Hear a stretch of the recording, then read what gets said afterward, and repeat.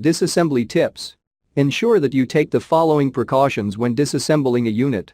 Label each cable as you remove it, noting its position and routing. This will make replacing the cables much easier and will ensure that the cables are rerouted properly. Keep all screws with the component removed, if applicable. The screws used in each component can be of different thread sizes and lengths. Using the wrong screw in a component could damage the unit.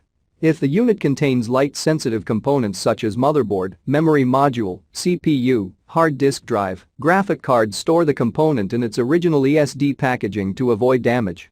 Please read the description below for more details about tools used to removal and replacement, static electricity.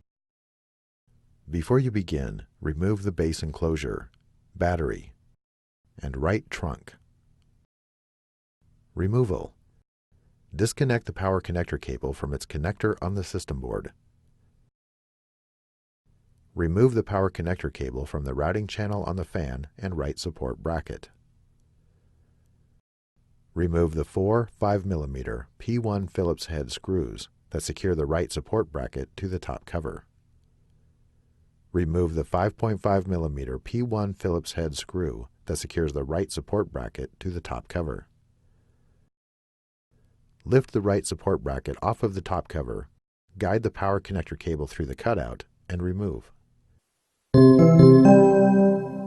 Replacement. Guide the power connector cable through the cutout in the right support bracket and place it into position on the top cover. Replace the 5.5mm P1 Phillips head screw that secures the right support bracket to the top cover. Replace the four 5mm P1 Phillips head screws that secure the right support bracket to the top cover. Route the power connector cable through the routing channel on the right support bracket and fan. Connect the power connector cable into its connector on the system board.